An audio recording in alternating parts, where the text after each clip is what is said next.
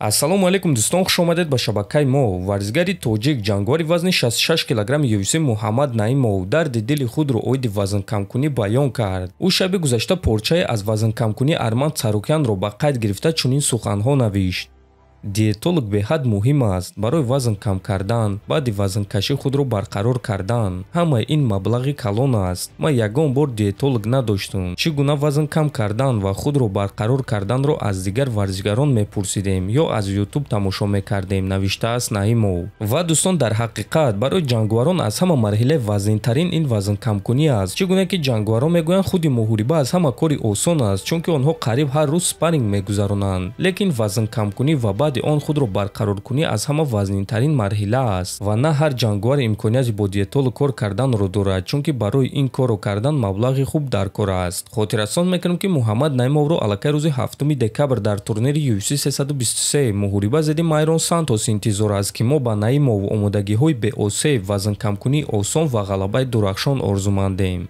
Бе пул ҳиҷомат дар шаҳри Москва ширкати шифофармо ба шумо пешниҳод мекунанд ҳамчунин дороҳои гиёҳӣ барои простатит, қавӣ намудани мардонагӣ, дароз намудани муҳлати ҳамхобагӣ, барои қадро баланд кардан, барои мӯи сар ва риш баровардан, барои фарбе ё хароб шудан, барои меъда, гурда, писариазм ва витилигоро низ пешниҳод менамоянд. Боварӣ надоред? худи ҳозир ба номерҳои дар рӯи экран буда занг занед. Шифофармо дар хизмати шумо. Инак дӯстон, чанд дақиқа пеш Нурулло Алиев ва рақиби ӯ Шемрок вазни даркориро карданд. Биёед тамошо мекунем.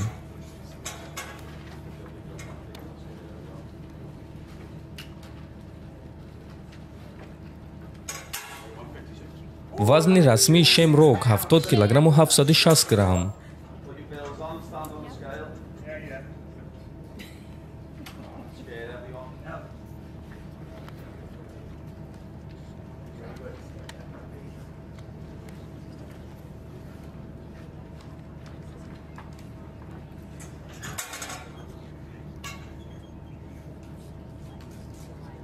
Thanks, Sham.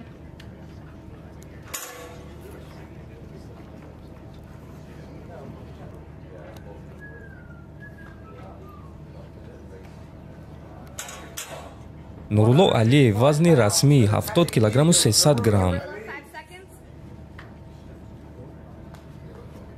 ва дӯстон, бояд қайд кард ки баъди чанд соат онҳо муҳорибаи рӯбарӯ мегузаронанд. Ана пагоҳ бошад худи муҳориба баргузор мегардад ва турнир аз соати 18:00 ба вақти Москва ва 20:00 ба вақти Душанбе оғоз мегардад. Ва мо ҳатман навор карда мегӯем ки дар куҷо пахши мустақими ин турнирро тамоман бепул тамошо карда метавонед. Ҳозир бошад суханҳои Нурулло Алиев пеш аз ин муҳориба. худро хуб ҳис мекунам, дар формаи хуб қарор дорам. 2 моҳ дар Амрико тамрин кардам. 3 ҳафтаи охир бошад дар Қатар қарор дорам ва ҳамаи кор хуб рафта истодааст. Ман доимо дар тамринҳо, дар стойка спаррингҳои хуб мегузаронам, лекин вақте ки ба муҳориба мебарам, баъзаи худ гӯштинро истифода мебарам. Аммо ба ҳар ҳол фикр мекунам ки ҳозир дар UFC ҷангвар бояд ки ҳаматарафа сахт бошад. Ҳам дар стойка ва ҳам дар гӯштин бояд ки хуб бошӣ ва ман дар болои ин чизҳо кор карда истодаам. Ҳадафи асосии ман дар вазни сабук UFC ба боло рафтан, дар рейтинг шомил шудан аст ва ба топ 5 рейтинг баромадан ва ҳамавақт барои ҷанги унвонӣ омода будан. халқи тоҷик, ҳазор омад барои дастгириётон.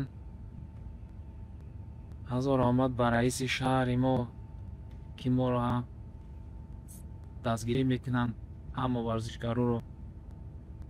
ва мо фақат як мақсад дорем ки парчами азизи ҷумҳурии Тоҷикистонро дар хулоҳои баланд орада